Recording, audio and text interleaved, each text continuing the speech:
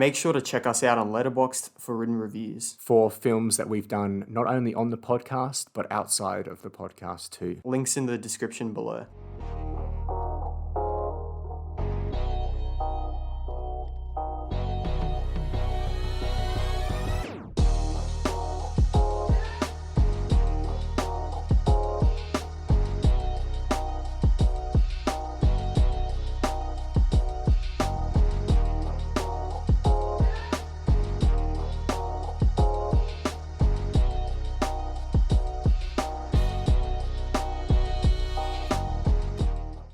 Hello, everyone, and welcome back to the Rewatch podcast. My name is Samuel, And my name is Jaden. and this is a podcast where we talk extensively about a certain film and then decide whether it deserves a rewatch from you. You can find us on YouTube, Spotify, Apple Podcasts, or any other place you listen to podcasts.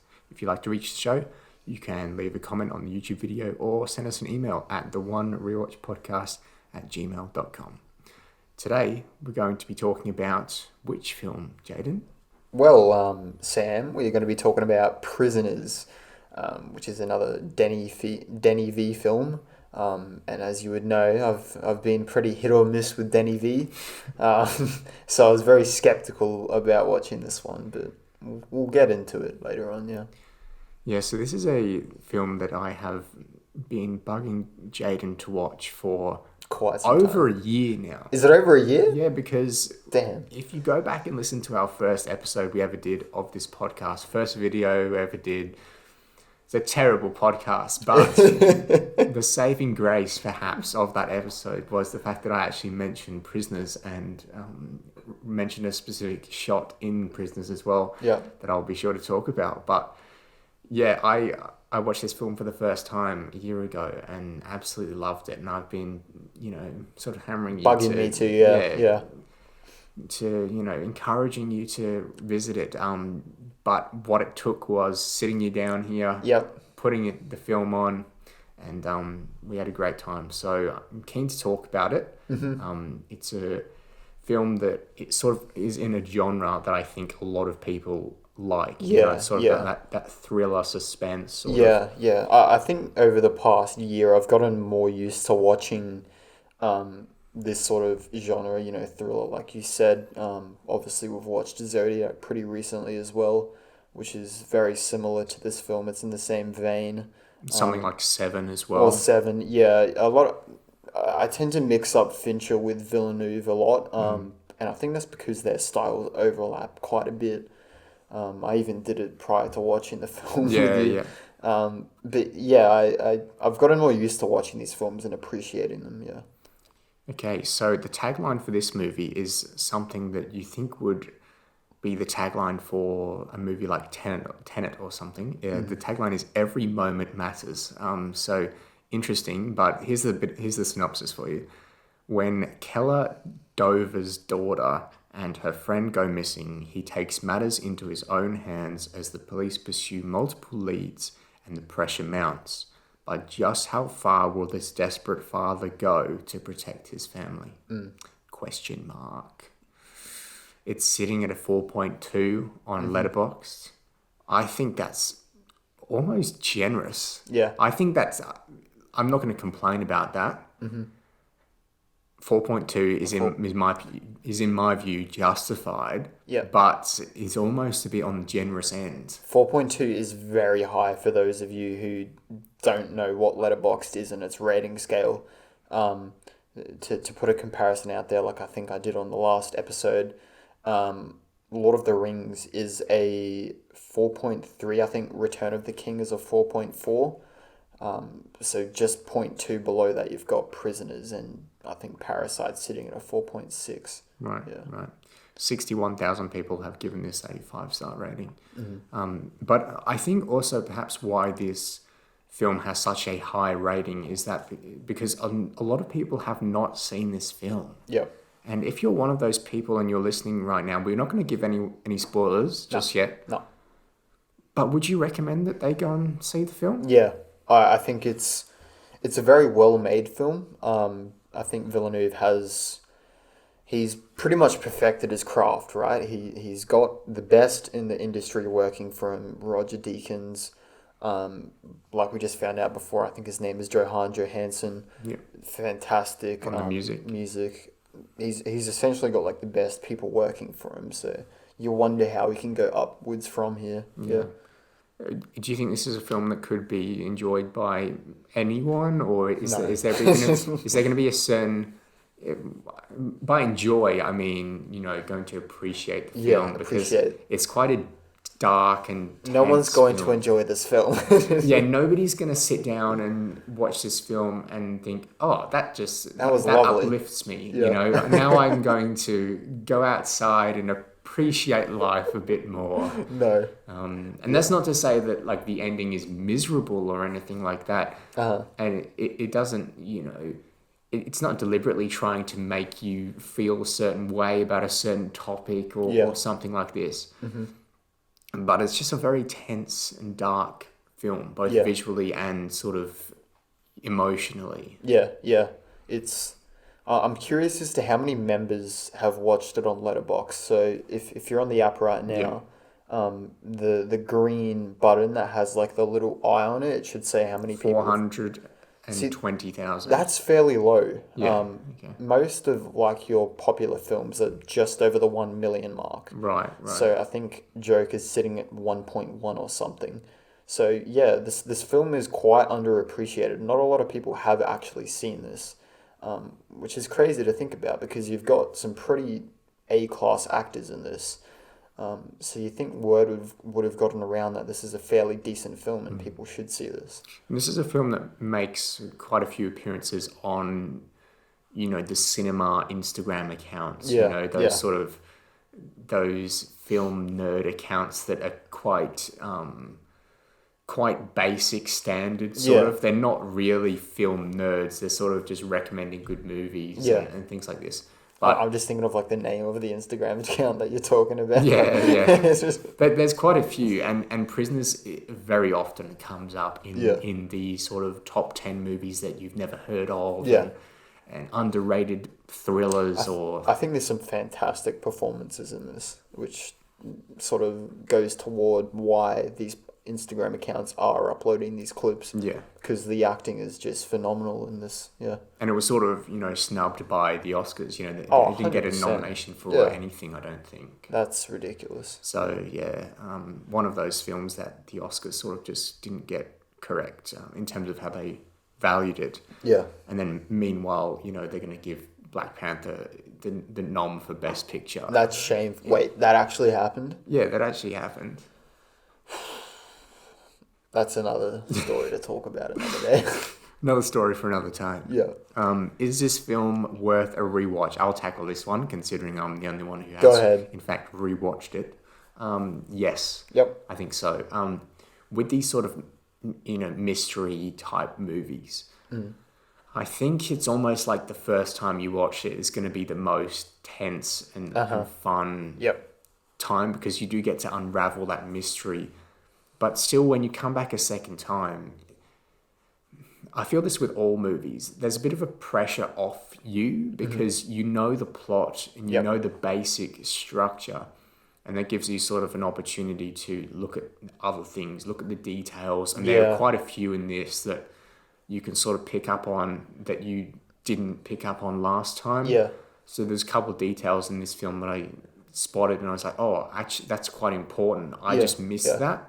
And I do that a lot. I think I'm quite a stupid movie watcher. Yeah. Like sometimes I will watch a movie for the first time. Like when I watched Tenet for the first time. Yeah. I thought you were going to bring this up. I didn't know that Robert Pattinson died. Yeah.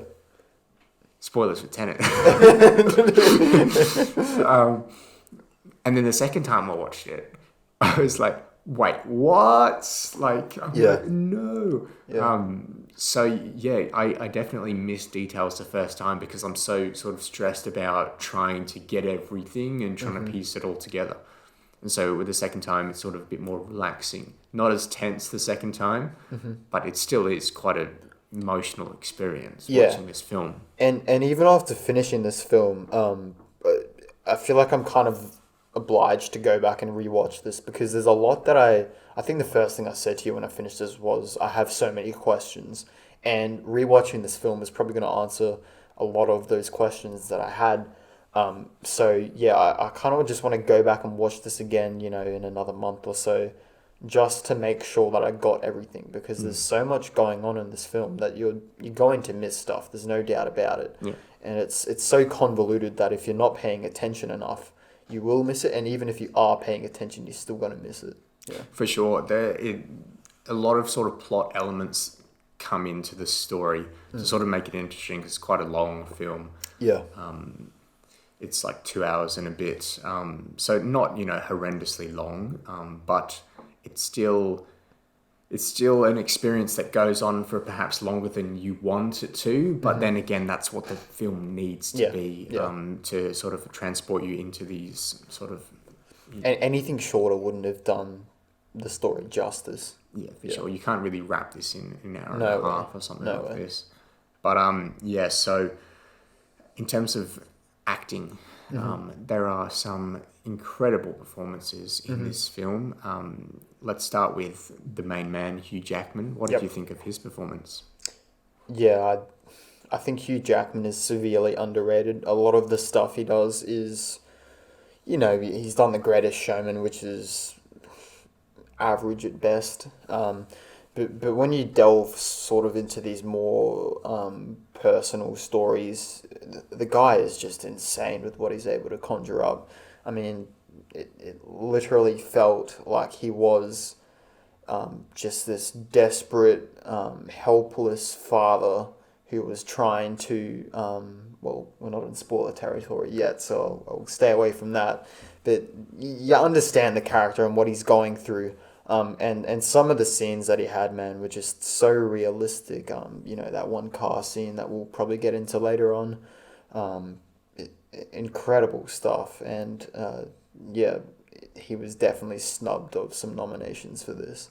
For sure. And Hugh Jackman obviously appeared in a number of critically acclaimed films, you know, and given great performances. You think of The Prestige. Yeah. You think of Logan. Completely forgot about that. Yeah. The Prestige, yeah. Logan. And of course, you know, the likes of Happy Feet. And, you know, apparently he's in Free Guy. Free Guy? Yeah, so... Oh, no, I can see that. He does have this weird sort of relationship with Ryan Reynolds.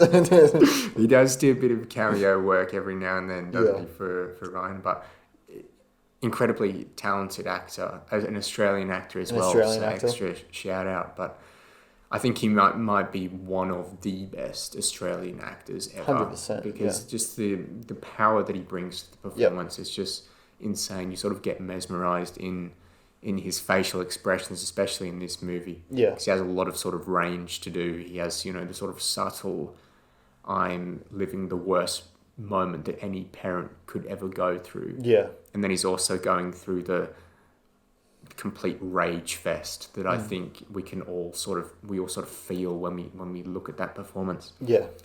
Jake Gyllenhaal, man, what a star! What a star! Oh, I love the guy, man. He can seriously act, and he's done some stuff that I absolutely despise in terms of films. You know, Enemy I absolutely hate as a film. But even then, I think he did a pretty good performance in that. I definitely think Hugh Jackman was better in this film. I think he was more realistic, but Jake Gyllenhaal was like just as good in terms of, you know, what he had to do and the material he was given. I felt like he did a lot with it. Right. And he captured the character just perfectly. Yeah. Yeah, I think he's given more subtle work to do, but I think he does it really, really well. Yeah. And what's interesting about this, if you compare it to something like Nightcrawler, in Nightcrawler, fantastic performance, should have been Oscar nominated. Yep. The year after this came out. In Nightcrawler, Jake Gyllenhaal doesn't blink in the film, and that makes him unsettling. Yeah. And you look at him and you're immediately unsettled, not just because he doesn't blink, but because he sort of opens his eyes a bit more than usual. Yeah. In this, he sort of does the opposite. He does very intense blinks. Yeah, he does. And you can tell that he's doing that deliberately. Yeah, and I'm you not can. really sure why that is, but I don't know what it was, eh? I don't know how it made me feel Yeah. about his actual performance, but it shows that he's thinking about, okay, how can I maximize my performance. What Yeah. can I use? You know, Yeah. how can I use my eyes? Mm-hmm. Because he's always doing it. You know, it's sort of this thing that he's constantly doing throughout the film is like this intense blinking. Yeah, I just kind of interpreted it as, you know, he was just like a very tired person. Like he was just so stuck on this one case that he was just pouring everything into it, and he was just like completely depleted of all energy. Right. There was this one scene in the interrogation room further down the line where we have old mate drawing. Classified. Yep. And he's like sort of standing over his shoulder, and he's doing these really intense blinks, and they're like that. Yeah. So yeah, I kind of just interpreted it as him being very tired from what's going on. Yeah. Fair enough. I think also just that his character in general just has so much personality and could have very easily been a normal sort of cop and still probably would have been enough. Kind of like Mark Ruffalo in Zodiac. True. Could have worked, yeah. But yeah, there's so much character to this low-key detective. Yeah. And yeah, I was saying I would love to see more of this sort of character. You know, I'm not really calling for a sequel or anything like that, but the character was so good that I feel like he could have, you know, I want to see Loki adventures. You know, I want to see him tackle other cases because just the way he goes about it is really interesting and makes me think that the character has an interesting backstory and everything like this. It's sort of like world building that they've already done, you know, just the character is just so interesting that just seeing him like tackle different scenarios and stuff. But yeah, I mean, this movie's good enough for me as it is. You know, I'm not calling for a sequel because not every movie needs a sequel. Exactly. Isn't that right, Joaquin Phoenix? Oh, God forbid. Let's also briefly mention some of the supporting roles.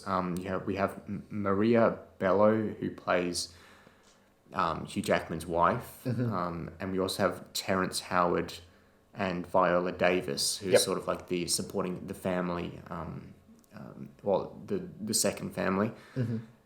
Any standouts for you of those three? Yeah, I can't remember her name. The first one you said, Maria. Maria, I think she was fantastic. There was this one scene where Hugh Jackman was trying to give her these sleeping pills.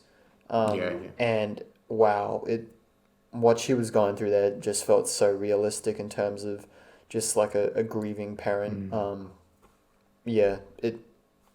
I just can't see it as being acting. It's beyond acting. Yeah, fantastic stuff. It was, that scene in particular was really quite distressing, you know, and really realistic. It made me sit there and, you know, wonder, like, how can you move on from this? How can a parent move on from this? This is such, like, a distressing moment. I can't really see myself being in this situation and surviving through that. Yeah. And I think the film does that really, really well. This is sort of like the nightmare situation for any parent. And because the kids have obviously been taken, you know that just from the plot description. Yeah. And they don't know where they are.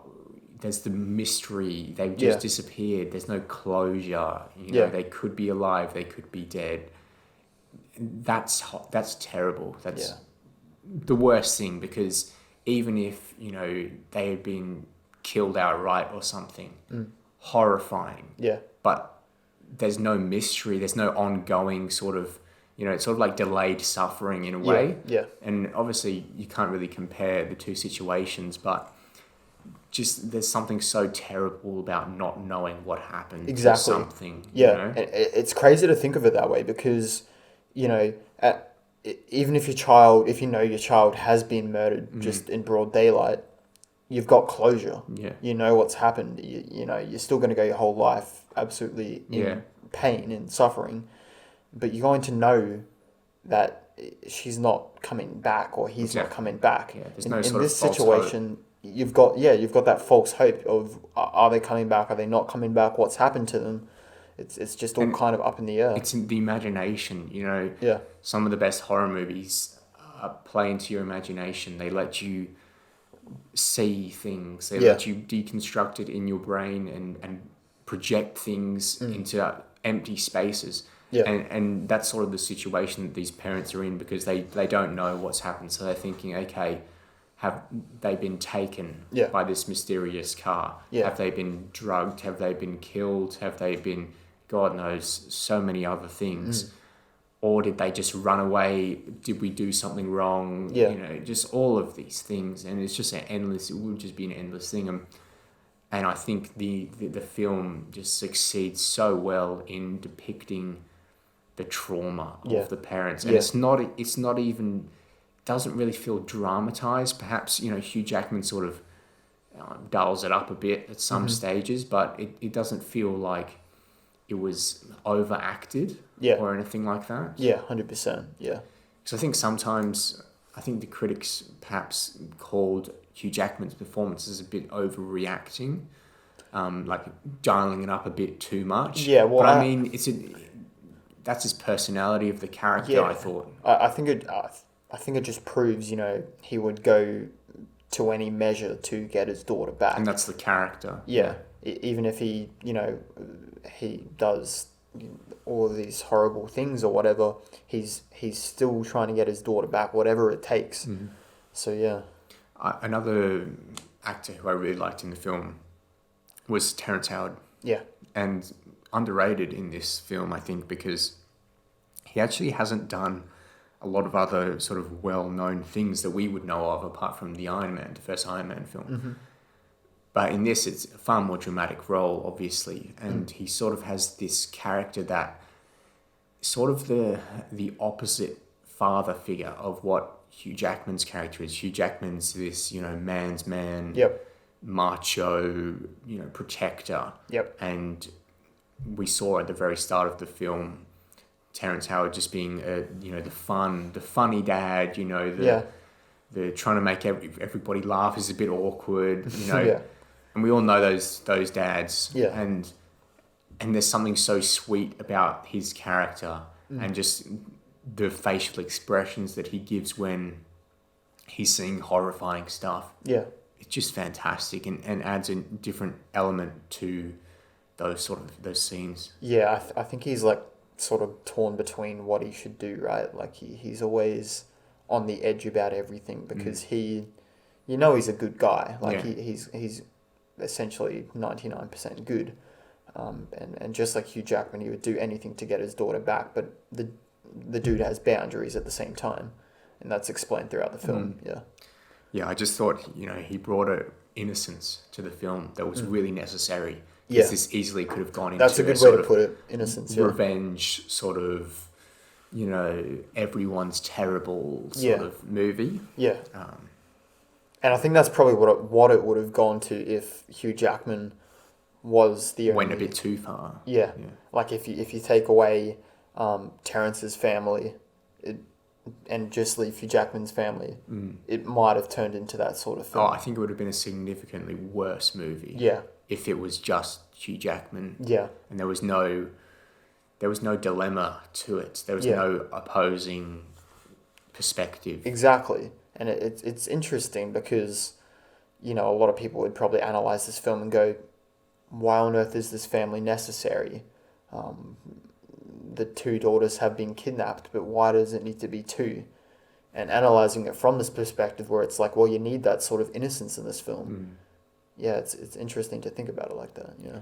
Viola Davis as well, obviously recently was in The Suicide Squad, very good in that. Yep. Also in the show How to Get Away with Murder, very good in that as well. Yep. And she's spectacular in this as well. She sort of pairs nicely with Terrence Howard. You know, you really felt like they were a real family unit. Yeah. And then also what Viola Davis does really well in both The Suicide Squad and How to Get Away with Murder is sort of like the sinister, sort of like badass, but kind of like a touch of like immoral, sort of strength. That's probably a good way to put it. Because she sort of has a few moments in this where she sort of takes control and Yeah. and tells Terrence Howard's character sort of what to do. Yeah. And I feel like that's Viola Davis is that's her ball. That's what she she's does good best. at. Yeah. But how did you like her in the film? Look, she wasn't a standout to me. Probably because she had less of a significant role than the others. But yeah, again, what she did with the material, I think, was just more than necessary. Like, she was just fantastic with what she did. Yeah. Paul Dano, he will be the Riddler in The Batman. You got me excited for that, man. Yeah. Very excited. So, seeing his performance in this, how did you think of his performance, and how does that make you excited for The Batman?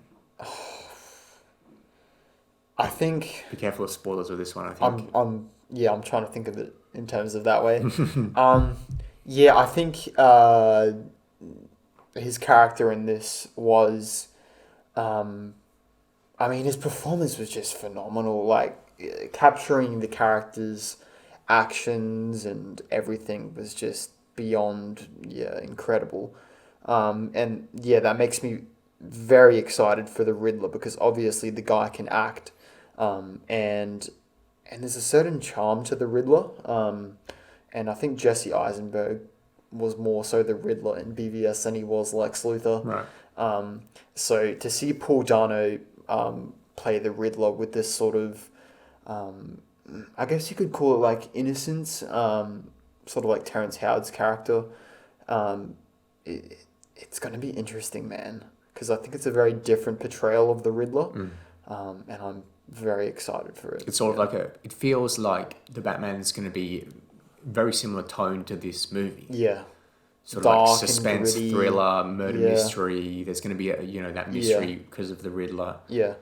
Solving puzzles and I think Paul Dano is a very, he's a very unique figure. Like, he's not easy on the eyes, and that's no disrespect to the actor, but he's very, I don't even know how you would put it. He has a very distinct sort of presence. Yeah, facial and everything. Yeah. He's very disturbed. Yeah. Like sort of something's like going on. David Dalsmalchian in this movie exactly. as well. Yeah. Yeah, I've said that about him before, like about David's character in this and then in other films. He's always a very psychotic sort of character. He's always playing that guy. Yeah. And that's what he probably thinks he's good at, and that's what I think is also his facial expressions and what he's able to do. Pull out of it, yeah. Yeah. He, obviously, David Dalsmalchian, we saw him in The Suicide Squad. Yeah. And there's a lot of Suicide Squad people in yeah. this one. And a lot of just superheroes, Marvel comic book people in this movie. And DC. Yeah. But yeah, David was really, really good in this. He's also been in, The Dark Knight and all of these films playing sort of a psychotic character. Blade Runner 2049, another Denny-V film. I'd say he's very, very similar to the Dark Knight performance in this. Very, he's just psychotically insane a bit. Insane a bit, yeah.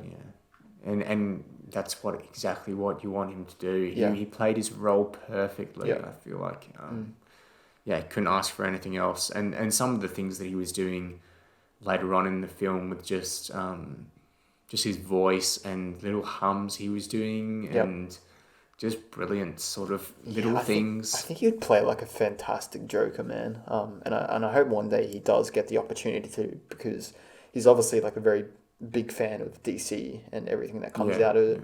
And he might have, I'm not sure, he might have actually played the Joker, but I hope he gets the opportunity one day to portray like a live action version. He's done other villains in DC animated properties, but I don't think he's done the Joker yet. But I would also I think he'd be perfect for it. Yeah, I think he'd be interesting. Give him a few more years to sort of age up a bit, and then, get him in the clown makeup. Let's see what he can do. Exactly. For the Batman after Robert Pattinson. Yeah, I mean, we haven't even seen. It's a trilogy, maybe so Robert's. Yeah, maybe he is coming into. People want Willem Dafoe for that though. Oh, come on! I kind of Dafoe. I kind of want Willem Dafoe. Really? Yeah, because they were both in The Lighthouse together. Yeah, they were too. And they were good in that. So, but yeah. He does have like the facial structure as well. Yeah. It kind of looks a bit like the Mark Hamill cartoon. Yeah. All right, so we've touched on a bit of the acting there. How did you like the visuals in this movie? I mean, there's nothing to fault about Roger Deakins. Yeah, I'd be going out of place if I was to say anything was bad in terms of cinematography. It's just beautiful as ever. It's probably the best thing from Arrival is the cinematography, for me at least. I think Roger Deakins is just everything he does is fantastic. He's done 1941 as well, which is the 2019 war film. 1917. Oh yeah, 1917. My bad. 1941 is Steven Spielberg. Yeah, 1917, which is like another fantastic. Yeah, short won the Oscar film. for that, I think. Won the Oscar for cinematography. Blade Runner 2049. Blade Runner 2049, beautiful as well. Everything the guy does with the camera is just phenomenal. Master. He's like the Hans Zimmer of cinematography. He's the Hans Zimmer of cinematography. We quote that. Yeah, perfect for me. Yeah. Yeah, for sure. I think this movie is gorgeous. You know, we've got the Blu-ray and it looks as good as some 4Ks. Yeah. And then that's how you know that. Yeah. It's not just how the camera that they use or anything. It's how they use the camera. Yeah. You know. Yeah. Just the shots and the focus, where to put the focus. You can have the best equipment out there, right? But it takes skill to use it and man it. And I just wanted to add this here. I've got like an overarching issue. You know this with films that are just like terribly color graded. Right. And I think this is the best example that I've seen of a film using color grading to its advantage. This film is like significantly blue, like a greeny, bluey, aquary sort of color, but it's done right. Like it's not distracting. It's not just like draped in this blue color. Yeah. It adds to the tone of the film, and that's how it should be done. And it's very similar to Joker in that aspect. And I've seen many films that have just done it horribly, but I think this film does it fantastically. It sort of gives the impression that every day is overcast, a bit miserable. Yeah. That's exactly the tone that you want for this movie. And I'm the same as you. If there's too much filter for sort of no reason, it just distracts me a bit. Yeah. Mutes the colours. I sort of have a problem with films like Man of Steel with a bit of the too much blue. Yeah, that looks bad. Even something like bad. Wonder Woman for a lot of the scenes, lots of blue. Yeah. But this is just the way that it's filmed. You sort of forget about the color grading. Yeah, and no, you're completely right. There are some very colorful scenes, especially towards the end, that are just such a breath of fresh air. You struggle with that Yes, one. we are recording a bit late at night. I apologize. But Sugar rush. we're going on anyway. Yeah. But yeah, the colours that they use towards the end of the film, really good contrast to the normal sort of dullness. Yeah. And, you know, even sometimes there was orange jackets in forests and Yeah. the orange just was so vibrant. So they did allow some of the colour to stand out. To pop through. Yeah. And that's what you want, you know? It's an issue where when you just plaster everything in with a filter, because I don't think this film has a filter. No. I think they've just toned the colours Yes. in certain scenes to be that sort of grey overcast. Yeah. Because once you like get inside or you go in the snow, it looks hyper realistic. Yeah, You know, yeah. it looks how it should. Yeah. It's not like, you know, maybe a David Fincher film that's a lot of blue and a lot of Yeah. yellow. It's not like you can notice the snow is like a weird tint of blue. Or like Enemy, for example. Yeah. Another Denny-V film. Yeah. Which is just yellow. Everything is yellow. I hate And, that. like, everything- Absolutely hate that. Me too. Yeah. Me too. But yeah, that's just a very artsy movie. So It's a weird film. yeah. We'll get into that another day. If we ever Really, do. though? Probably not. Yes. Well, we tried. Anything you liked about the sound of this movie in terms of the the music or even some of the sound design, the sound effects? Yeah, actually, there was this one scene, which I can't really go into too much detail because it is spoiler territory. And I'll explain it to you so you know the part I'm talking about. There's this one scene where a window is open and there's this sort of wind coming in, Yeah. hallowing air. Yeah. And there's this music that's playing over the top, and it's very intense. And then when the character goes to close the window, the music ends as if to sort of like, Yep. yeah. And I think just the timing of the music just works so well in this film. And yeah, the tone of it just suits like what the film's trying to go for. It all matches together like really, really well. Yeah. All of Denny-V's scores are very eerie. You know, they don't really take center stage. Maybe exception is Blade Runner in some scenes. He likes to go for a more subtle but still a very haunting score. Yeah. You know, I think the characteristics would be haunting, Yep. subtle, and simple but effective. Yep. Yeah, I mean, this is a really good score. Like, it's not something that you'd listen to in the car for enjoyment. No.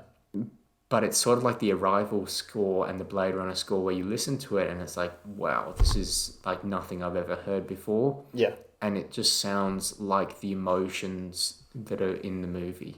I think there's like a significant fall off if you were to watch this film, if you were to just listen to the music on its own, as opposed to, you know, listening like to Wonder Woman's theme in the car or something. Right.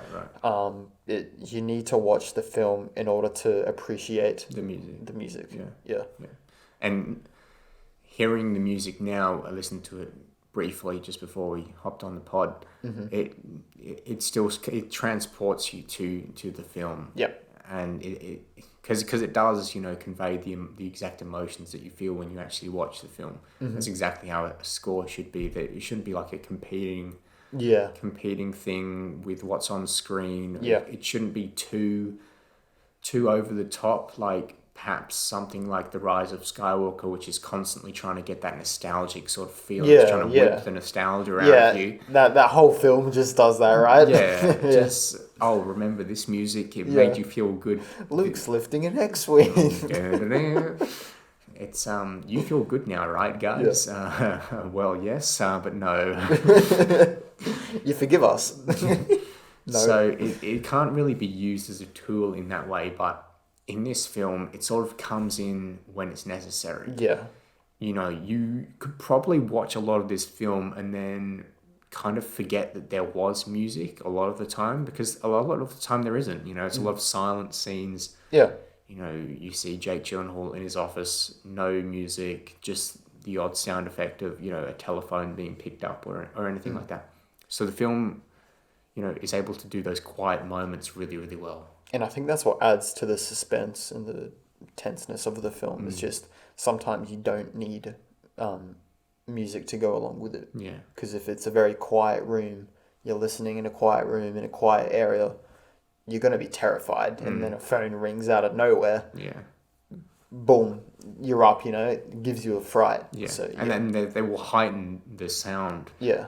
A couple of times they did that actually with a very quiet scene, and then suddenly a distraction or a car horn or something will come in.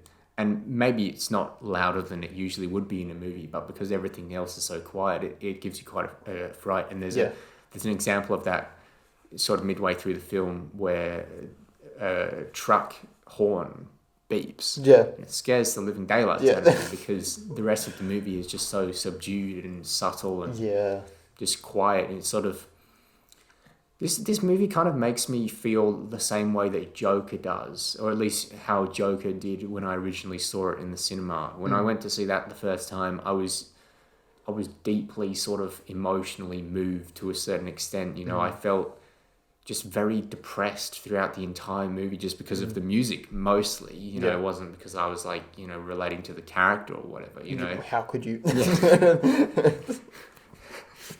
It's awful out there, Murray. Do you ever leave the studio, Murray?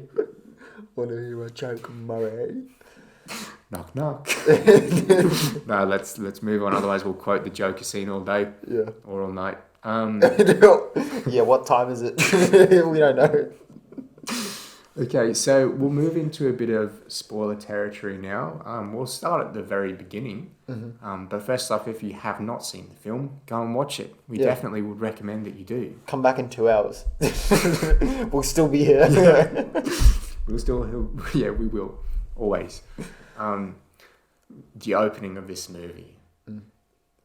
It's kind of the weakest part of the movie in one respect, but it's sort of not bad. It's not bad, but it does take a bit of time to get going. Yeah, some of the family scenes at the start, watching it on a second time, was sort of like, maybe we could have sped this up a bit, but then at the same time, in order to make the inevitable abduction, haunting and scary, you need us to see this family on a normal day. And we see them during Thanksgiving. So what were your thoughts on the opening? Honestly, I had no idea what this film was about going into it, and you might have explained it to me, but I completely forgot. Right. So all I knew about this film was essentially Jake Gyllenhaal was a cop, and Hugh Jackman was in the film. That's all I knew about it. So the whole starting sequence was just kind of these two families are having like a Thanksgiving dinner at a house, and they're just being regular people, and that's what I saw it as, like, face value. Yeah. And I wasn't, kind of sitting there like, oh my God, when are they going to get abducted? Right. I was just kind of sitting there like, okay, they're regular families. So what? Unlike you, for the first time when you probably watched it, you knew what the synopsis was and what was going to happen. Yeah. But yeah, I didn't really have that moment where I was just waiting for something to happen. It was just kind of like a regular opening to a film for me. And I was sitting there wondering, this film is quite strange in that aspect, because Denny-V is known to be like big spectacle films. And this just kind of seemed like a regular family opening. Yeah. Yeah.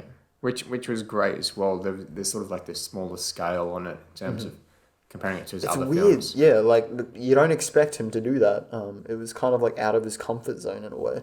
Yeah, I think the opening's quite strong, but yeah, on the rewatch, knowing that the kid's going to get stolen. Yeah. You're sort of like, okay, can they hurry up and get stolen? Okay. Yeah. Because that's the best part of the film, is seeing them respond to this incredibly tragic situation, and we get to see Jake Gyllenhaal's character and how interesting he is. But yeah, I think perhaps they could have done more to get us actually connected to the actual characters. Obviously, we connect with them on the sort of wavelength that we empathize with them. We don't want to be in their situation. We know the pain, or we feel the suffering, pain. But apart from that, it's like we're not really connected to the characters before the kids get abducted. They sort of try to do that. It seems like they're trying to do it throughout the film. Yeah. Like they couldn't nail it in the opening sequence, so they attempt to go the whole film trying to like drag us along and make us sorry for these characters, but they should have taken that amount of time that they had in the opening sequence to just really hammer that into us and make us feel sorry for these characters about what's going to happen. They had time to do it in the opening sequence because it went on for quite some time. So yeah, the fact that they went the whole film trying to do it was just kind of strange. Yeah. And the film sort of has a hyper-realistic sort of nature to it, just in the way that it's shot, in the way the story's told, in the characters. They all feel like very real people. And when we were watching it, we actually, sort of had the question of, is this sort of based on something real, something that actually happened? And I've just Googled it now. It's fiction. It's not real, but they did take a lot of the sort of elements from real child abductions. I don't know if this Invisible Man is a real thing, or it might be some sort of myth, legend, horror story. Because I know you have The Invisible Man, which was like a monster sort of movie that was quite popular in the olden days and has now recently been remade. True. Yeah, it is a film. You have like The Invisible Man, That's what the husband who used to capture the children. Yep. The original that's him, the original Invisible Man. With like the maze. Yeah. Was he the guy in the photo Yeah. with the camper van behind He was him? also the guy in the Basement. Yeah, in the basement. Yeah. So he was the dude. Yeah, who confessed that he killed children. And, Yeah. yeah, that's really interesting.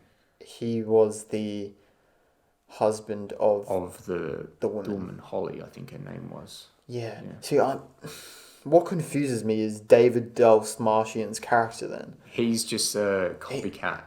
Okay, so he's like a wannabe. They explained that his character had been abducted himself. Yeah. Like as a child or something, but he actually was let go or escaped for some reason. Yeah. But because they get given this like LSD liquid drug cocktail, Yeah. you know, looking like rat poison or something. Yeah. Because they drink that, they like have a loose sort of recollection of events. They can't really remember, and then hence why he was known as the Invisible Man, because Gotcha. they could never remember what he looked like, so he might as well have been invisible to the Interesting. Police. Okay, yeah. See, I think what this film suffers from a lot is it having so many plot lines going on that a lot of it just isn't explained as it should be. And that's probably the overarching issue that I have with the film. Because, I've got so many questions that I need answered. And that's not because the film intended for it to be like that. It's just a lot of it went over my head. And I was paying fairly close attention to this film. Yeah. I agree. When I first watched it as well, there was a lot going on. Yeah. I still loved the film, and I still thought it was one of the best films I'd ever seen. Yeah. But yeah, I was a bit confused as to David Dastmalchian's character. Yeah. His origins, and I would also, you'll probably laugh at this, but I didn't pick up the fact that Alex was abducted himself when he was a child. This is how stupid I am when I'm watching movies. I feel good that I did that. That was a pretty major plot point that I missed the first time. And I'm like telling you a year ago like how good the movie is and everything, and I don't even... Wait. So you, even prior to finishing the film, you didn't even pick up... So I picked up that today. See, I thought you... Yeah, I thought you had known... I thought he was just I believe... He was just like a... This is how gullible I am. I believe the crazy lady in the movie who said that they adopted him. Yeah. Which, of course, in their view, they probably did. See, I can't remember when I leaned over to you and I paused the film and said that he's the one that was abducted. I can't remember when I said it, but I think it was before she said she adopted. You predicted a few things, I feel good about myself for that, bro. You should. And even prior to you finishing the film, you didn't pick up on it? No. So I'd finished it the first time, and I was... So when I was telling you here, it was like completely new use to me. Kind of. You're like, it sort of set off the... No. Before that, there was a brief flash of the news article, and I was like, oh, maybe that's Alex. Yeah. And then you sort of confirmed my suspicion. But yeah, I was on my way there, I promise. And you were just like sitting there quietly like... But there was other things as well. Yeah. In terms of David Dastmalchian's character, we need to give him a name. We need to give him a nickname so I can stop trying to pronounce his last name. Diddy. David. David. Dave. What was his name in the film? I honestly can't quite remember. Yeah, I'm not sure it was ever actually mentioned. Was it? But yeah, his character, I was a bit confused as to his origin, how he was abducted as a child and then let go, and now he's a copycat, and he's Bob Taylor. And now he's drawing things on his wall, and I get that he's a crazy person, he's imitating, he's a clear, he's a fake, and he's a copycat. He sort of gets off on pretending to be the Invisible Man. Yeah.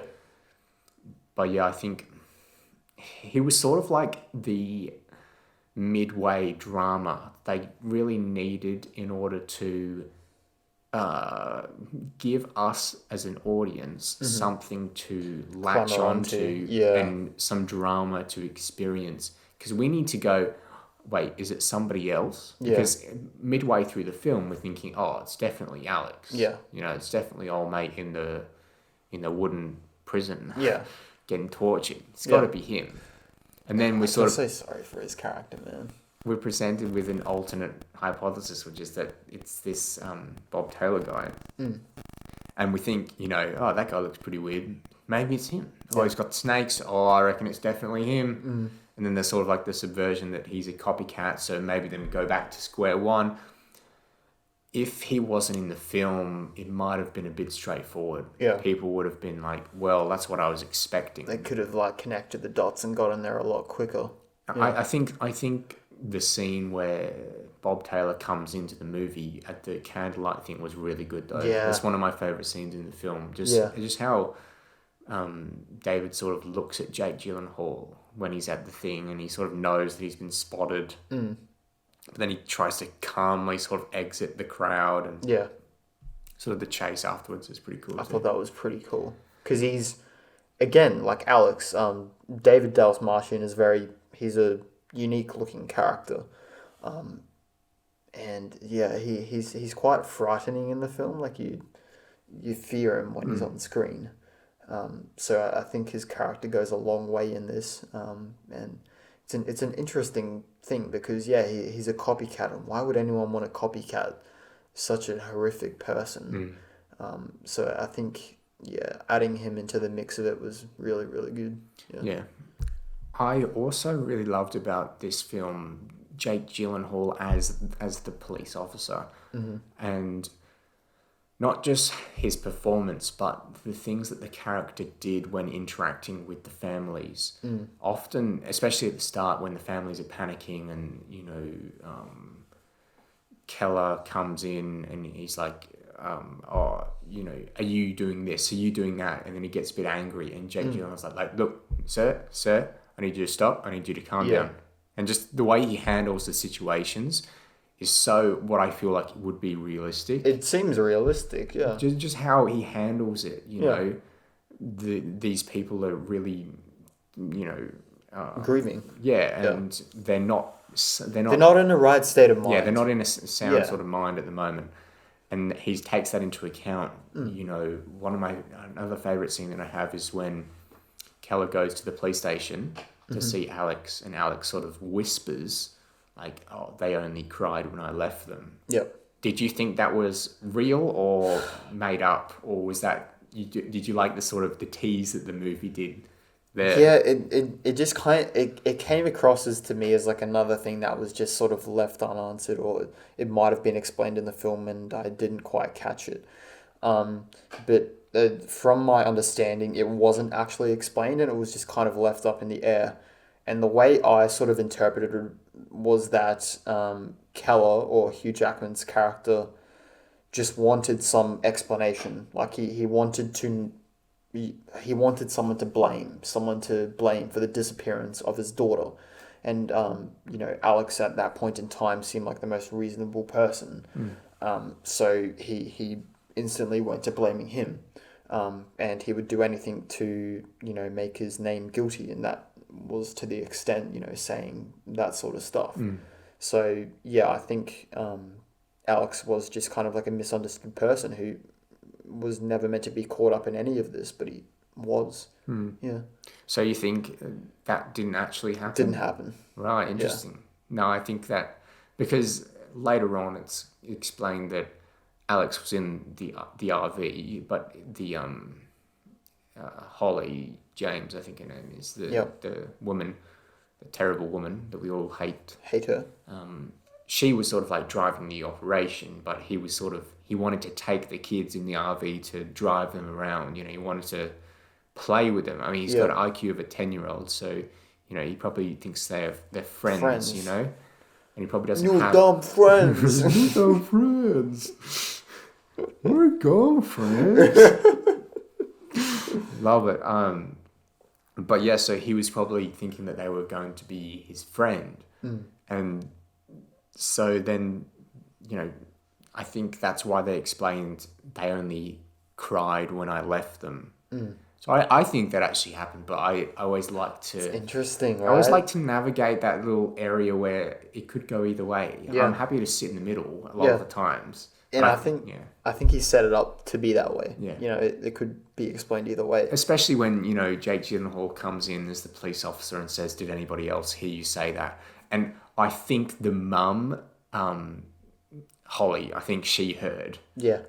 but she obviously lied. Yeah. And I think he She did. was there. She was Yeah, there. so She said, I was close, I would have heard. Yeah, and Yeah. I think he does say it because I think then she automatically lies, and we sort of see in that initial interrogation scene at their home when it's Yeah. Jake Gyllenhaal and the two of them, that you can sort of see the power dynamic of, like, abducted child who doesn't really know what's going on, and then, this powerful mum. yeah. Yeah. Now that you've kind of said that, it's making me think that's the case. Yeah, and Jake Gyllenhaal's character, he's just like what would you call him? Like the Sherlock's Holmes of the 21st century. He was there from the start. You know, he even said to Alex, he was like, if she's making you say these things, she could be put away for a very long time. And one of the very first things that he does when he's given the case is he goes to the location where the girls would have been. They would have been in that hole. Yeah. Because they wouldn't have been in the rooms, because Holly says towards the end, once Alex was taken by Keller, she moved the girls into the room because she got lonely. Yeah. She wanted some people to be around. Yeah. Just insane. But I always like that, the detectives were sort of very close at the start and then it sort of comes full circle at the end. I like it. Yeah, that's cool. That's really cool. How about, how there was that little short scene where Detective Loki visits this woman who had a child who was abducted. Mm-hmm. Was that Alex's mum, original mum? The old woman? Yeah. Yeah. Okay. Yeah, she was watching the clip of him. Right. Yeah, that was the actual mum. Yeah. Right. So then they would have been reunited. That's what we got in the paper. Well, I would assume they would have been reunited. That's what the paper said. It would have been nice to see that. Yeah. Because there's not a lot of emotional payoffs in this movie. No. And I think that's what I was looking for. In terms of the ending. Yeah. Just to see like the outcome of everything, and then Denny-V is just kind of that person who's like, nope, gone. Yeah. Think of it yourself. Right. Yeah. Nah, see, I like to think about it myself. Yeah, in a way you can look at it as like lazy filmmaking where the interpretation is just left up to the viewers. Yeah. But in another way, it's just you've got enough to work on that you can figure it out yourself. Yeah. And I sit on the edge a lot of what I like more.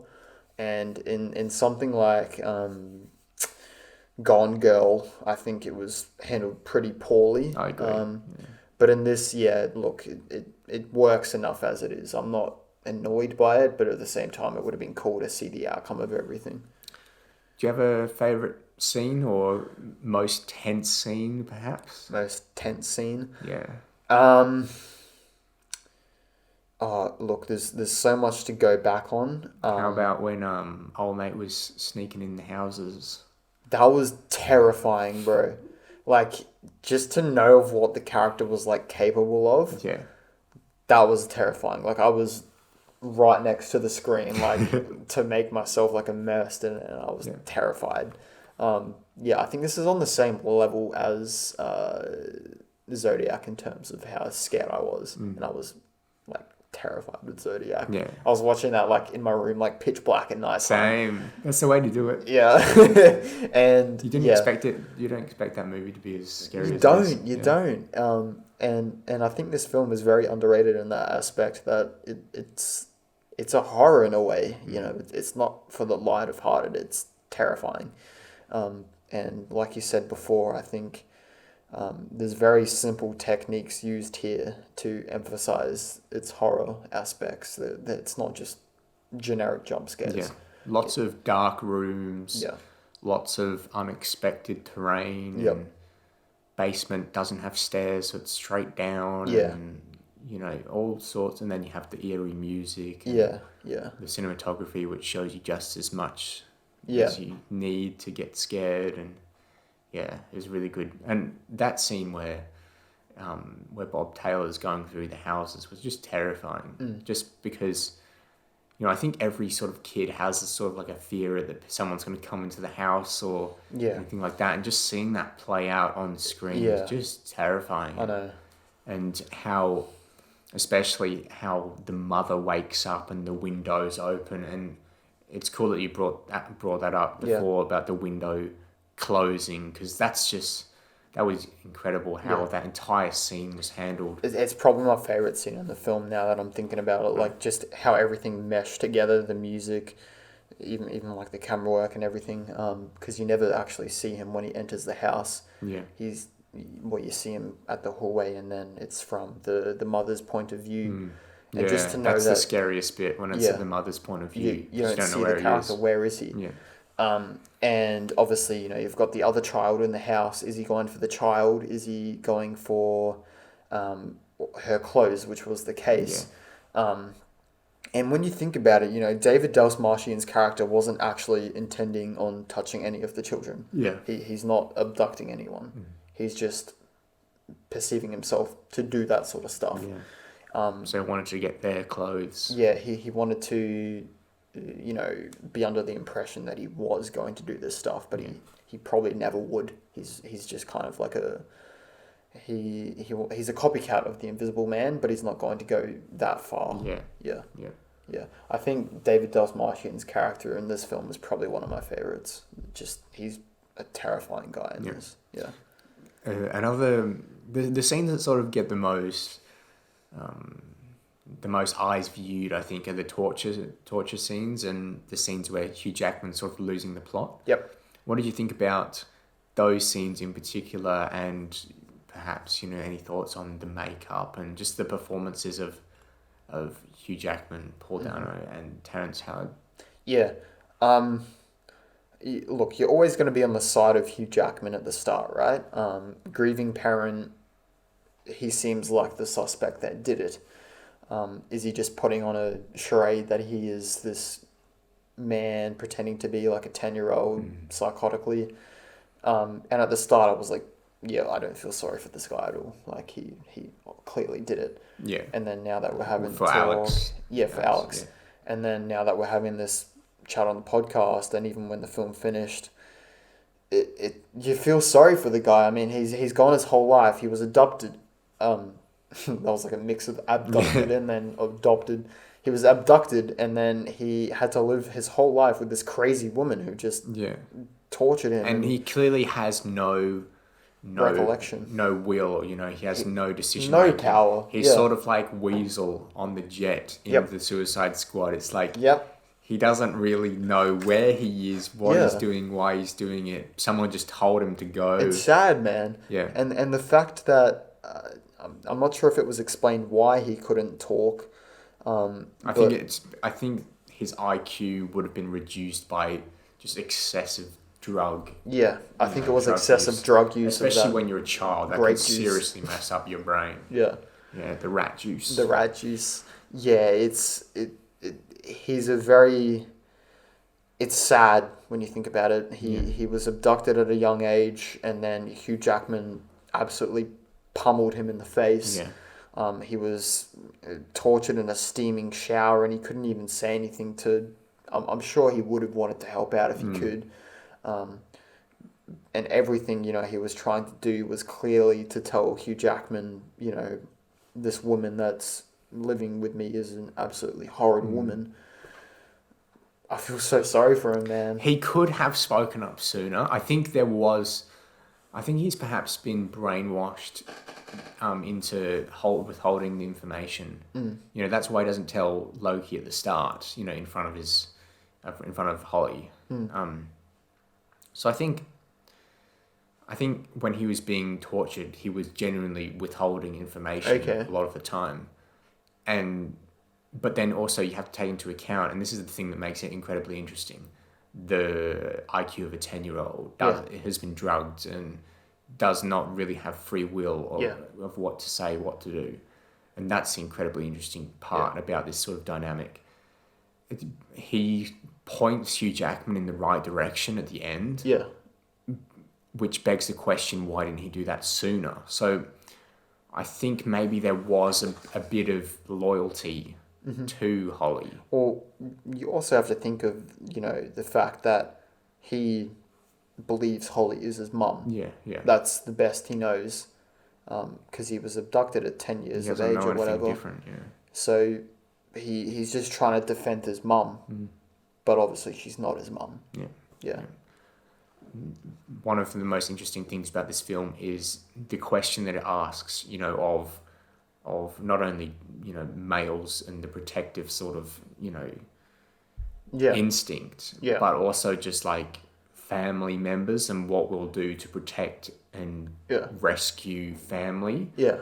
And so I wanted to get your perspective on how the film did that. Do you think it portrayed it in a way that was like anyone could be put in this situation and anyone could either instigate such horrible things like this, or, which is probably more likely, not stop it? So go along with it, but not be an active sort of, Yeah. torturer. Yeah. And we explained that further on, earlier on, sorry. Terrence Howard he's the guy that has boundaries. He's not willing to go as far as Hugh Jackman did. But at the same time, Hugh Jackman's actions are reasonable, of just a protective father who's trying to find his daughter, would do anything that he possibly can. I do think Hugh Jackman at times probably extends a little too far. Obviously, there's some morality issues, and we're future lawyers, so obviously we have to have some sort of withdrawal in terms of determining whether someone's innocent or whether they're guilty. You can't, you're innocent until proven guilty. And Hugh Jackman just kind of wanted to jump the gun there and just call him guilty as is. For Alex, yeah. Of Alex. And that's what I was kind of thinking while watching the film. It was, kind of, hold up, Alex hasn't been proven to be guilty yet. Right. You need to go through the process of... In Keller's mind, I think he came to that conclusion. Yeah. But obviously, that's the dilemma, It was sort of like he was betting on Alex being the abductor. Yeah. And if the bet went the other way, and that was the anxiety when he was actually torturing him, was, maybe he didn't do it. And he has to live with that now. Yeah. For his whole life, he has to live with torturing this child. It did sort of get him to the thing, while he was unsuccessful in rescuing his daughter. Yeah. Which, to think about, he was. Like, if it wasn't for Detective Loki going to the house, the daughter... Detective Loki is the unsung hero, bro. Oh, yeah. Sure. Such a cool dude. I mean, how would have Hugh Jackman gotten out of that? There's no possible way. He's dead. He's dead if Loki doesn't come and saves his daughter and then saves him. No food, no water. You're stuck in a hole. And that's what I was thinking when Hugh Jackman's being, held hostage. He's being held at gunpoint rather, and being walked out to this hole that she's clearly just going to put him in and leave him in there. At that stage, after all you've been through and your daughter's in the next room, do you make a charge at this That's old what woman? I was thinking. Do you have because I think if he just reacted quickly, he could have very easily knocked her out. Yep. Even if it takes like a few gunshots, right? He did have a gun in his bag. Yeah. So it begs the question, why didn't he just go up to the house with the gun ready? Yep. Aiming to shoot her on sight. And I knew exactly what was happening, right? Yeah. This woman, I burnt my hand. I was like, she's got a gun, bro. Come on. That was cool, though. That was cool. They very easily could have just been like, I've got it in my pocket or something. That was cool sort of suspense foreshadowing. And it was a cool shot as well when you first realise it's very zoomed up on Hugh Jackman's face, and then you see her in the background take it off and point it at him. Yeah. I think that was a pretty cool shot. Yeah. Money shot. Yeah. Nice. There are a few of those in this. Oh, yeah. In this film. Well, we've sort of come to the ending then, but let me get your thoughts on what does the title "Prisoners" really mean in this movie? How do you interpret it? Just looking at it simply, obviously these people are being held against their will. They are prisoners, Yeah. prisoners of Holly and all of the evil things she wants to do. But yeah, there's also this sort of aspect of there being a maze, and you can be stuck in a maze. You can be a Right. prisoner of a maze. And then there's also like the psychological aspect. You can be a prisoner of your own mind. Yeah, that's what I was going to say. Yeah, prisoner of your own emotions. You Yeah. know, sort of Hugh Jackman's character was a prisoner to his protective instinct. You know, it's sort of like as soon as his child got abducted, he no longer had free will as well. Yep. He was going through a course of events that he thought he needed to go through, and there was no sort of, at least from what we see, we do see a few moments where he's like contemplating, is this the right thing to do? But most of the time, he's sort of... He's on a set path. Yeah, he's going through a Path. Path. Just my American right there. Look, I like to call these things multi-meaning titles. Yeah. Oh, I think it's one of my favourite titles. It's a pretty cool title, and there's also the sort of aspect of Alex being a prisoner as well, a prisoner of Keller. So it could go many ways. Like there's many prisoners in this film.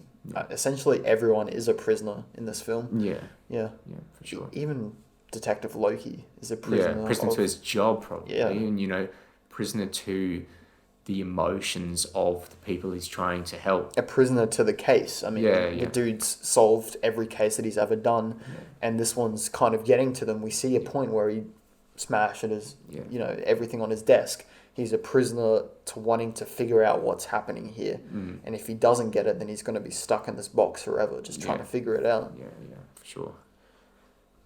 Yeah, no, it's a great title. Yeah. Quick question. At the start of the movie, when Hugh Jackman first captures Alex, what happens to the dog? Does Keller kill the dog? Yeah, that's a good point. Because we find the dog collar later on with True. Holly. Detective Loki has it, doesn't he? Remember Detective Loki went to the basement and he saw like half a bag of something and A lie. Hugh Jackman's character said, "Oh, I used that to bury the dog last year." Did he mean he was burying Alex's dog? No. Wait, so you're talking about the dog that Alex picked up? Walking, yeah. Yeah. Okay, so I don't really know what that was explained, but I think the lie was used to essentially imprison Alex. Oh, okay. Yeah, it wasn't anything to do with the dog. I'm not exactly sure what lie is. Yeah. But it was just used to imprison Alex. Okay. Yeah. That's right. It's a weird plot line like that. There's a lot of those sort of things in the film where it's left unexplained and it's not intentionally left unexplained. Right. It's just like a weird plot hole that you just run into. Yeah. Yeah. Well, do you have any other thoughts about the film in particular? Any sort of other plot issues you have, or Look, I'll delve more into this when we give our final thoughts, but I think this film has some incredibly impressive themes, and the story is really, really good. It just probably could have been executed a bit better, and I probably would have liked a bit more explanation. Look, people would compare this to Tenet and say that Tenet was just absolutely confusing, but the thing with Tenet is that it was meant to be confusing. This film probably would have been intended to just been figure out on the first watch. Yeah. Like, this film doesn't call for a second rewatch because you need to go back and figure out things. I probably just would have liked a bit more explanation to everything. Because I felt like I was just kind of left hanging for a lot of it. Yeah. Do you think maybe, because we know Zodiac's like 2 hours 50 minutes, 2 hours 40 minutes, something like that. Do you think perhaps more scenes would have done that, or do you think maybe the original script sort of had those explanations that they kind of maybe had to trim out, or?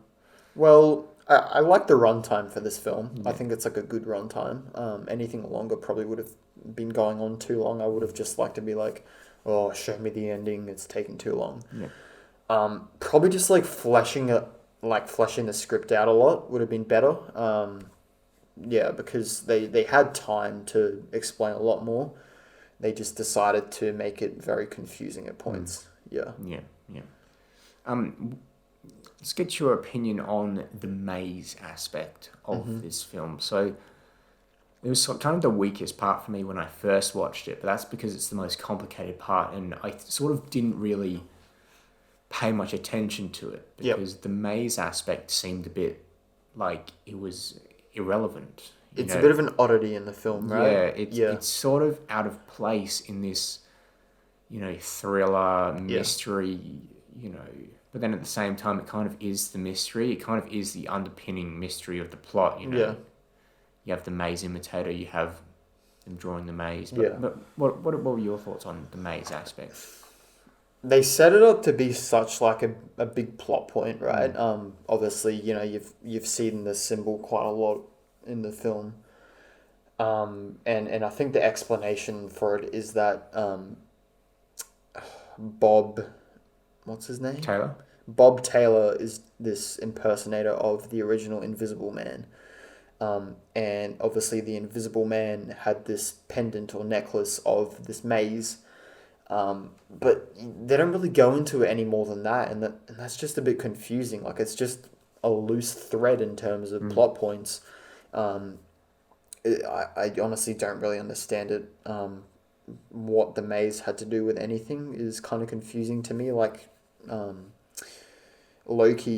Detective Loki says that he's drawing a map to the missing children, but I don't really understand how the maze... that was a false theory on Loki's part. Yeah. I think the mazes were given to the children and because they were told, if you solve this maze, you can go home. Yeah. But then he sort of like, he wears a necklace with the maze on it, and it's like, that's kind of a weird thing to do. But yeah, I get this is a weird person, but yeah, just something a bit that just wasn't as good as the rest of the movie. It's not necessarily bad, but kind of a tonal clash, perhaps, of just like, okay, now we're thinking about puzzles. It doesn't really... It could have gone without it. Like, I don't see how it adds to the story. Something like Zodiac handled the puzzles in a more interesting way. Yeah. With this, it's like there's no real puzzle itself to solve. There's no maze to solve. Maybe that could have been interesting. Maybe the maze does lead to the children, or the maze does lead someone somewhere. But in this, it's literally just as far as I'm aware at this stage, the mazes are just given to the children so that they can do something while they're being held captive, or... Well, I think it's more so to make the connection to the viewers that David Dastmalchian's character is just copying the original Invisible Man. Look, he did puzzles, he's doing puzzles, he played with snakes, They just touch on the puzzle thing a lot more in terms of connections to the original Invisible Man, because obviously, Holly says my husband likes snakes or whatever.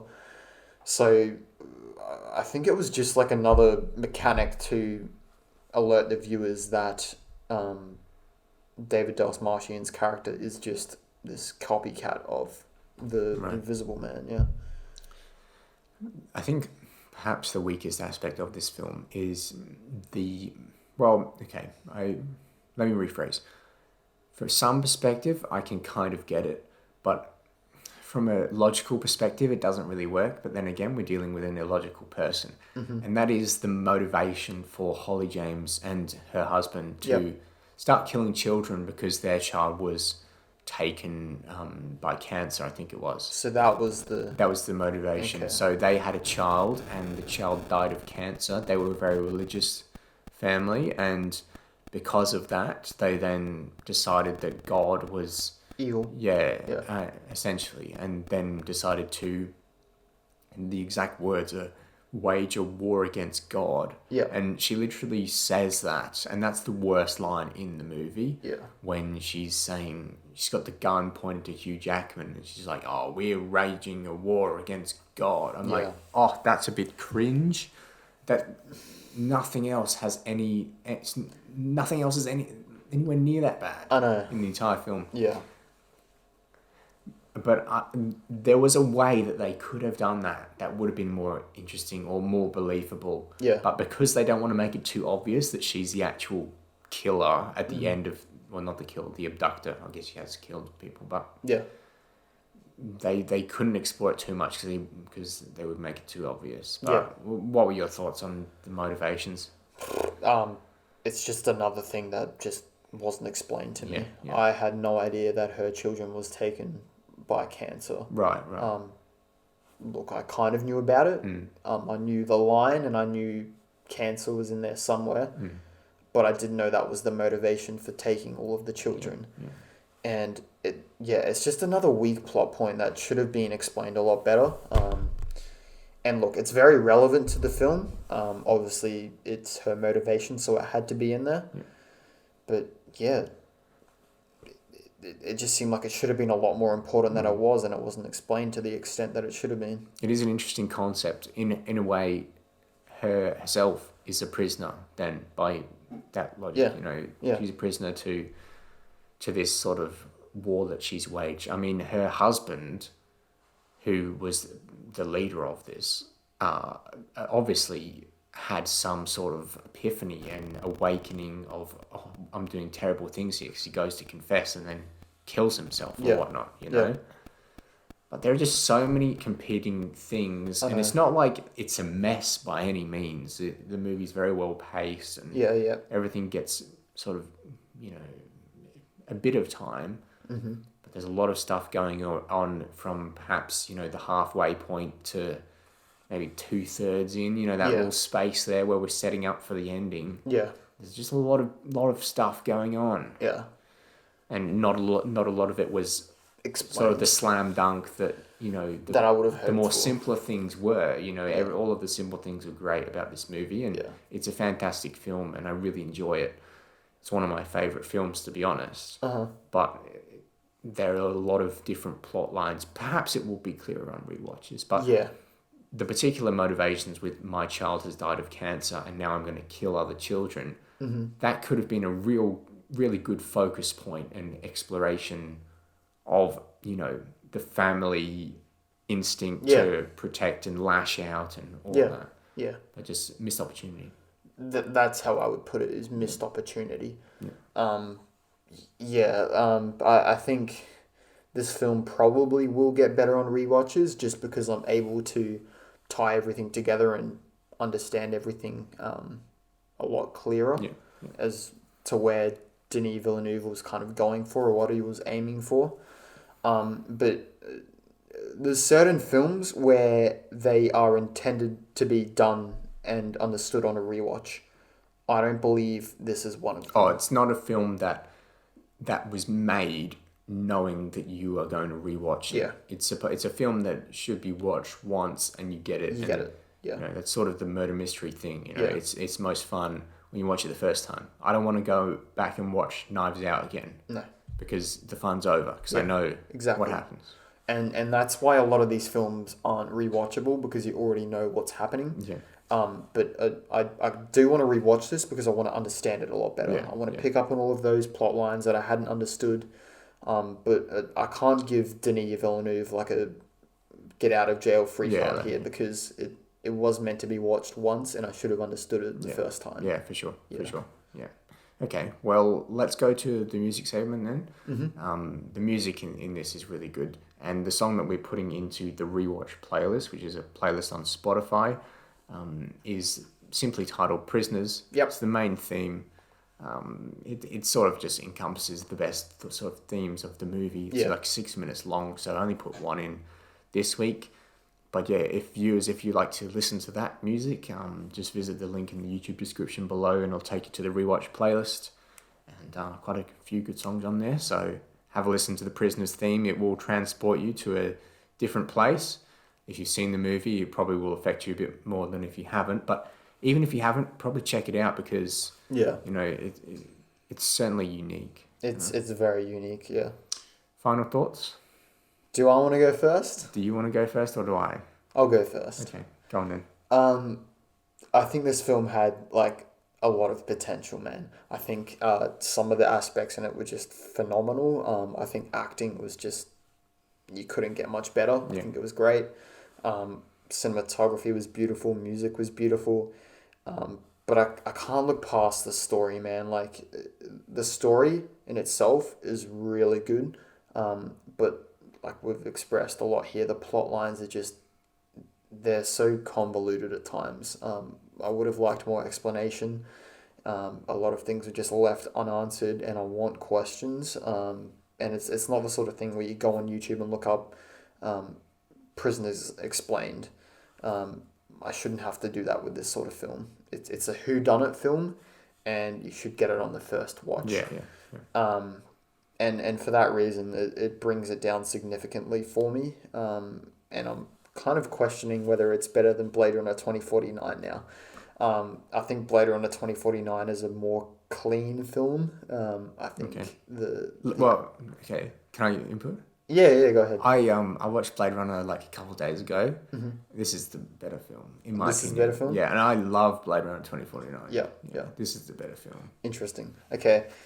Look, man, maybe I'm just not a fan of Denny-V. I think this film was phenomenal in certain aspects, but David Fincher, man, like, just to compare him, because I think the directors are very similar. David Fincher just seems to have like a clearer vision of what he's going for, and he just like gets it right the first time. Like, he just nails it. Denny-V just always seems to be shooting for something, and then he just like, he's kind of there, but he's kind of not there. Right. He's such like a hit or miss director for me, and I want to give this something high, man, but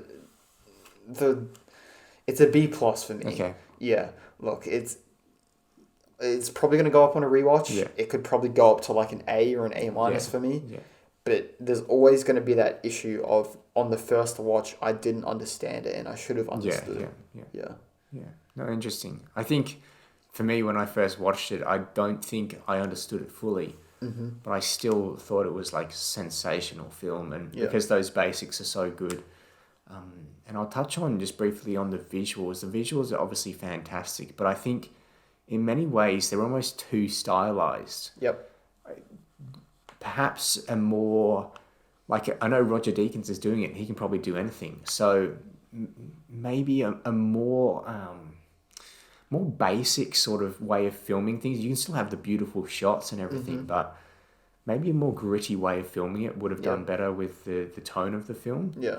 But I just want to chuck that in there because we didn't mention it in the visuals, and I know we wanted to before we started the pod. So that take that into account. I love this film so much. I love the characters, but most importantly, I love like the situation that it puts them in. You know, that's enough to get me through it. I was glued to the screen, and this is the second time I've seen it. Mm-hmm. I'll watch it continuously. I think this is my favorite Denny-V film, and I really like his films. Blade Runner, Arrival, and Prisoners are like some of my favorite sort of sci-fi and thriller films. I do agree with your point that David Fincher is probably better at this sort of genre. Zodiac is a superior film to this, in my opinion. 100%, I was ready to give this like an A+, like when I first watched it. Yep. And those sort of subplots with the mazes, I think bring it down a bit. But I think I'm going to go with an A still. Yep. Because I still really enjoy the fundamental aspects of the film and the questions that it asks. Mm-hmm. And it's a film that, unlike others, has made me think of what life would be like if I was put in that certain scenario. Yeah. It makes I love films that ask that fundamental human question of how far as humans will we go in this situation? What's morally right? What's morally wrong? Yeah. Or are morals just irrelevant in this scenario? You just throw them out the window. Well, I mean, that's even one option, because do the ends justify the means? You know, does getting your daughter back mean going to prison for life? Is that something? Doing anything, Yeah. Or, more importantly, going to prison, that's the punishment. destroying this man physically and Yeah. torturing him. Yeah. So yeah, I really love that, and so yeah, it's going to be an A from me. I would recommend this to everyone. I think it's one of my favorite films. But it'd be interesting to see, like, on rewatches, will it go down or will it stay the same? I don't think it will go up to the A plus because it's not perfect in my opinion. There are some things that could have been tweaked slightly, but the performances, I must touch on this before I wrap up, but the performances by everyone are just so good. So man. good. Yep. Like, if I was the Oscars, I would just be like, okay, this Oscar for you. year we're just giving it to the cast of Prisoners. Yep, Everyone else can go home. Yep. It was phenomenal. And this is one of the movies that actually made me think differently about visuals, because there's that one shot of the tree where it's zooming in very early on in the film where I'm trying to like remember back. So at the start of the film, he's playing the trumpet on the inside. Yep. And then it goes I know. outside and it's a shot of the tree, and it's sinister. Yep. And it's just a tree. I know. And I love it. It makes you think, like, is someone going to come up? Yeah, exactly. Yeah. Is something bad happening? And just how that can be conveyed was really just one of the moments where I was like, wow, this is how, like, visuals can actually, like, change a film. Yeah. And I don't want to sound like pretentious and like, oh my, I was like film stepping nerd. up into a different bracket of film watching or some crap like that. But Because you I hate were, those people. But like... I just saw it in a different way, and it changed my perspective. Yeah. And that doesn't mean that, somebody else who doesn't share that perspective cannot enjoy the film. Yeah. So They'll know what's going on, and they'll know that they were scared by a tree, Yeah. but they probably won't see it any further than that. and I just like thinking about it for an extra couple minutes, like, that's incredible how someone can just make me scared of a zooming in shot of a tree. Like, that's fantastic. And I do remember saying to you while we were watching it, I was like, man, I hate how many framing shots are here. Yeah, because everyone, like, seems like something's going to happen, but it just keeps on, like, letting you down. Oh, just wait for Sicario, mate. Yeah. That's like maybe I'll watch it, That's like most of the film, just like suspense. Oh, love it. Anyway, this has been great fun. Prisoners was a really fun movie to watch together. And it was a good chat as well. I hope everyone listening enjoyed this film. And thank you so much for listening to another episode of the Rewatch podcast. If you'd like to follow us on Instagram, you can do so at the Rewatch Pod. If you'd like to subscribe to the YouTube channel, just search the Rewatch on YouTube. We recently crossed 200 subscribers, and thank you very much for subscribing. Let's go. Next episode, I think we're going to do... What should we do? I think we know what we're going to do. I think we're going to do The Sound of Music. The Sound of Music. I think that's going to be... Or maybe High School Musical. We'll have to see. I thought we were doing... What did you say last episode? Mamma Mia. Mamma Mia. I thought we were doing Mamma Mia. Oh, yes. Sorry. It's Mamma Mia next week. And until then, we will catch you next time. See ya.